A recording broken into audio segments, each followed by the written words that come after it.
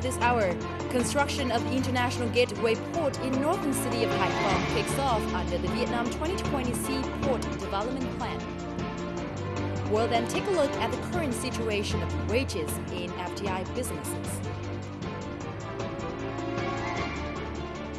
Later on, Vietnam's first beauty contest for people with disabilities concluded. Welcome to this week's edition of Vietnam in Close-Up. Now, increasing wages and improving the living standards of workers in foreign invested companies have been concerns of the state over the past few years. But how to improve the wage to return foreign investment is a difficult question for policymakers. The following report takes a closer look at the current situation and measures to increase wages.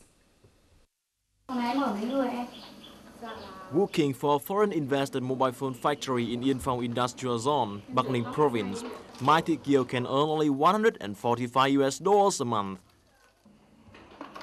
Regularly working full-time and overtime for up to 12 hours per day, she enjoys an average monthly bonus of $120. But that sum of money is not enough for her to make ends meet.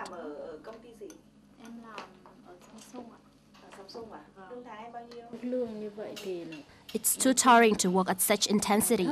I think my wage is low and I can't afford my monthly individual living costs, but just try to put a sum of money aside for my family. The recent Oxfam research in Vietnam's branch of multinational Unilever Corporation revealed that the Unilever Vietnam average basic wage for low-skilled workers was 2.6 million Vietnam dongs by July 2011, 60% higher than Vietnam minimum wage of 1.55 million Vietnam dongs, but much lower than Asia floor wage, which is 4 million Vietnam dongs. This sum is even further short of Oxfam's own estimate of 5.42 million Vietnam dongs.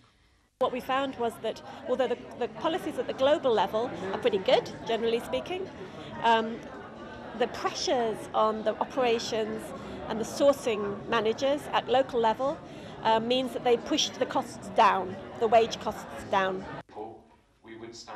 According to Vietnam Unilever, the businesses confirm that it has paid workers at even higher level than government's regulated minimum wage. However, it sees Oxfam's report as the basis to review its mechanism of paying wage. I think what we are learning is that there are things that we can do, for example, to improve the way we communicate with our workers, so that we are better able to listen to them and to hear their concerns.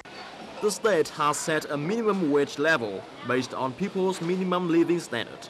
But many people have questioned why businesses have paid their workers at higher level than the state minimum wage, but the workers' main incomes don't meet their minimum living standards.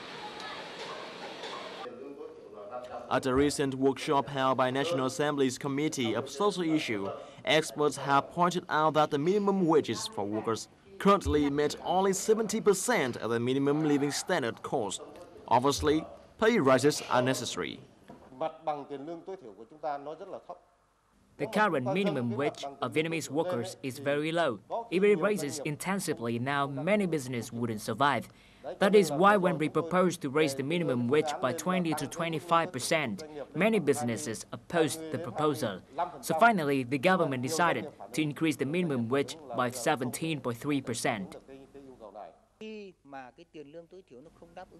Once the minimum wage fails to meet minimum living standards, the state must announce the fixed minimum wage as the platform for the employers and workers to negotiate from.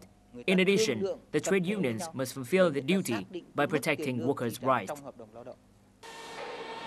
The Ministry of Labour, Work Invalidity and Social Affairs has proposed to raise the regional minimum wage by 50% next year and 31% in 2016, meeting minimum wage requirements. In addition, the ministry has also drafted a proposed law on the minimum wage to submit to the National Assembly in May 2015. According to many labor experts, the businesses and workers should have a fair mechanism of wage negotiation instead of waiting for any law to take effect, so both the employers and the laborers can get a benefit. Hoàng Đăng, Vietnam Television, Hà Nội.